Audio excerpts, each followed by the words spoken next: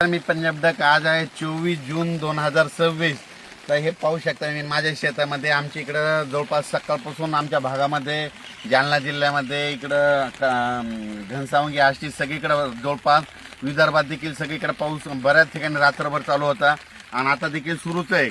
राज्यातल्या सर्वप्रथम शेतकऱ्याला सांगू इच्छितो की आज 24 तारखेपासून हे पावसाचा जोर आणखीन वाढत जाणार आहे. म्हणजे 24, 25, 26 असा वाढत जाणार आहे आणि जवळपास 10 जुलैपर्यंत म्हणजे 10 जुलैपर्यंत चांगला असं सगळीकडे पाऊस पडणार आहे. सगळ्या शेतकऱ्याची पेरणी होणार आहे म्हणून हा अंदाज सर्व शेतकऱ्यांनी लक्षात घ्यायचा.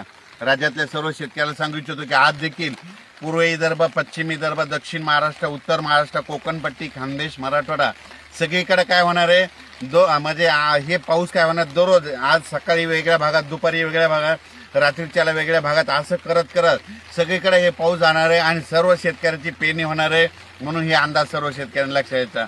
शेतकऱ्यांना घाबरू नका, यावर्षी पेरणी होणार म्हणजे होणार. तुम्हाला एक म्हटलं होतं ना, 1 जूनच्या शेवटच्या आठवड्यात एक टप्पा राहील, जुलैचा पहिला टप्पा एक राहील आणि जुलैच्या 10 जुलै ते 15 जुलैमध्ये एक टप्पा राहील. पण सगळ्या शेतकऱ्याची पेरणी होणार आहे म्हणून हा अंदाज लक्षात घ्यायचा. खास करून परत एकदा सांगू इच्छितो, आज देखील मुंबई, पुणे, घाटमाता, नाशिक ह्या पट्ट्यामध्ये रायगडपासून रत्नागिरी ह्या पट्ट्यात आज जोरदार पावसाला सुरुवात होणार आहे. आणि त्याच्यानंतर काय होणार आहे की ते पाऊस संभाजीनगरकडं, उत्तर महाराष्ट्राकडं, जळगाव जिल्हा, धुळे जिल्हा, नंदुरबार जिल्हा, नाशिक जिल्हा, अहिल्यानगर जिल्हा, बीड जिल्हा, परभणी जिल्हा, जालना जिल्हा, बुलढाणा जिल्हा, अकोला जिल्हा, अमरावती जिल्हा, भंडारा, वर्धा, नागपूर, यवतमाळ सगळीकडं हे पाऊस काय होणार आहे. ह्या जवळपास या 3-4 दिवसामध्ये 30 तारखेपर्यंत सगळीकडे पडणार आणि सगळ्या शेतकऱ्याच्या पेरण्या लागणार आहे म्हणून हे अंदाज लक्षात घ्यायचा. त्याच्यानंतर मला सातारा, सांगली, सोलापूर आणि धाराशिव, लातूर जिल्ह्यातले फोन आले, तिकडे पाऊस पडला म्हणजे हे गेलेलंच नाही. तर त्यांच्यासाठी आनंदाची बातमी, त्यांच्याकडं म्हणजे आज 25 म्हणजे 24 आहे, आजच्याला सुरुवात होईल, पण तिकडं मात्र 25 ते 30च्या दरम्यान सोलापूर जिल्हा, लातूर जिल्हा, सांगली जिल्हा, सातारा जिल्हा, कोल्हापूर जिल्हा जोराचा पाऊस पडणार आहे ना आणि त्यांची देखील पेरणी होणार आहे.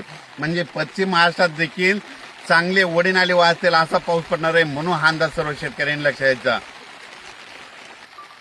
ज्या भागाकडे अद्यापही पाऊस आलेला नाही त्यांच्यासाठी आनंदाची बातमी, म्हणजे आजपासून त्या भागात देखील पावसाला सुरुवात होणार आहे.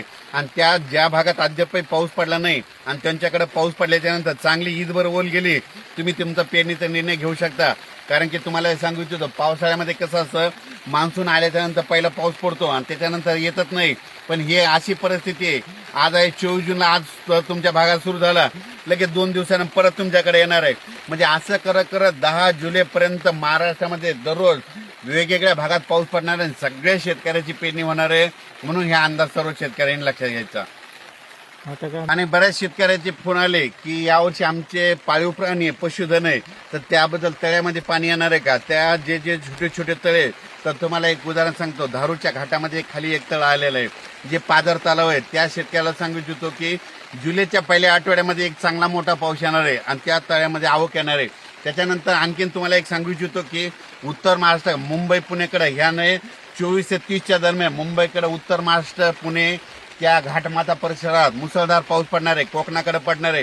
त्याच्यामुळे काय होणार आहे, पुण्याकडे खूप पाऊस पडल्यामुळे उजनी धरणात देखील त्या नदीला पाणी येणार आहे, त्याच्यात देखील थोडी थोडी आवक यायला सुरुवात होणार आहे. उत्तर महाराष्ट्राकडे पाऊस पडणार आहे, त्याच्यामुळं इकडं निळवंडे धरण, संगमनेरचे 2-4 छोटे छोटे धरणे, त्याच्यात देखील थोडी थोडी आवक येणार आहे म्हणून हा अंदाज लक्षात घ्यायचा. पण मी म्हणलो होतं ना, यावर्षी जूनमध्ये थोडा पाऊस कमी राहील, जुलैमध्ये जास्त राहणार, ऑगस्टला 2 पाऊस मोठे पडणार आणि सप्टेंबर, ऑक्टोबरमध्ये मात्र परतीचा पाऊस जास्त पडणार आहे म्हणून हा अंदाज लक्षात घ्यायचा. 13 नोव्हेंबरला थंडी येणार आहे म्हणून हे देखील अंदाज लक्षात घ्यायचा. 2-3 नोव्हेंबरला एकदा पाऊस येईल आणि 13 नोव्हेंबरला थंडी येणार आहे, हे देखील दीर्घ अंदाज लक्षात घ्यायचा. जुलैमध्ये देखील काय होणार आहे की जुलैच्या मध्ये 2 जुलै ते 20 जुलैच्या दरम्यान काही काही ठिकाणी अतिवृष्टी होईल म्हणून हे देखील अंदाज लक्षात घ्यायचा. सगळीकडे होणार नाही, पण काय होणार आहे, एक लो प्रेशरचं रूपांतर चक्रीवादळात होईल आणि ते चक्रीवादळ महाराष्ट्राच्या दिशेने येईल. त्याच्यामुळे काय होणार आहे, जुलैमध्ये देखील अतिवृष्टी होणार आहे म्हणून हे अंदाज लक्षात घ्यायचा. आणि तुम्हाला एक सगळ्यात महत्त्वाचं, हे जे 15-20 दिवस जे पाऊस लांबला होता, 10 दिवस लांबला होता, त्याचं खरं कारण सांगतो. काय झालं, हे जे म्हणत होते ना एल निनो वगैरे काही नसतं, तुम्हाला सांगू इच्छितो, पाऊस सुरू झाला महाराष्ट्रात, मान्सून आल्याच्या नंतर सगळ्यात महत्त्वाचं हे कारण आहे बघा, तुम्हाला सांगतो, महाराष्ट्रात मान्सून आला, जर मान्सून मुंबईला आला आणि त्याच्यानंतर कोकणात दाखल झाला. जर एखादं चक्रीवादळ बंगालच्या खाडीमध्ये तयार झालं भुवनेश्वर जवळ आणि त्या चक्रीवादळाची दिशा जर कलकत्त्याकडे गेली तर त्यावेळेस काय होतं, इकडले जे सगळं बाष्प म्हणजे सगळ्यात सोबत सांगतो ते आभाळ आहे ते सगळं तिकडे खेचल्या जातं. त्याच्यामुळे कंप्लीट महाराष्ट्रामध्ये असं 10 ते 12 दिवस सारखं वारं वाहतं आणि पाऊस कुठंच पडत नाही. हे सगळ्यात महत्वाचं कारण आहे. आणि यावेळेस देखील तेच झालं होतं. एक काय झालं होतं, एक लो प्रेशर झालं होतं, थोडं कमी म्हणजे चक्रीवादळ लहान झालं होतं, ते गेलं कलकत्त्याकडं. तिकडे गेल्याच्या नंतर त्यामुळे आपल्या इकडला पाऊस सगळं बाष्प खेचला गेलं, मान्सून आलेला होता ते त्यानं ओढून घेतला. हे सगळ्यात महत्वाचं कारण आहे. हे मला पहिल्यांदाच सांगायचं होतं, पण हे काय होतं, मला सगळ्यांचे विचार ऐकायचे होते म्हणून मी हे सगळं नंतर सांगत आहे. आणि भविष्यामध्ये आणखीन तुम्हाला एक सांगू इच्छितो, आणखीन एक गोष्ट सगळ्यांना सांगू इच्छितो. जर पुढच्या वर्षी जरी 2027ला जर पाऊस मान्सून आला, जर मान्सून आल्याच्या नंतर मुंबईला समजा कोकणात दाखल झाला आणि कोकणात दाखल झाल्याच्या नंतर जर अरबी समुद्रात एखादं चक्रीवादळ तयार झालं आणि त्याची दिशा जर दुबईकडे गेली तर काय होतं, हे सगळं बाष्प ओढून घेऊन जातं. आणि जोपर्यंत ते चक्रीवादळ स्थिर होत नाही, तिकडे जाऊन पाऊस पडल्याच्या नंतर स्थिर झाल्याच्या नंतर तोपर्यंत महाराष्ट्रामध्ये असंच वारं चालू राहतं आणि हे बाष्प ओढून घेतं. म्हणून हे सगळ्यात महत्वाचं कारण आहे. एल निनो वगैरे काही नसतं. तुम्हाला एक सांगू इच्छितो, एल निनो जणू काय आपल्या भारतीय मान्सूनचा सूत्रधार असं समजतात. म्हणून म्हणतो भविष्यामध्ये आपल्या भारताला 2 समुद्र आहेत, एक अरबी समुद्र आणि एक बंगालच्या खाडीचा समुद्र.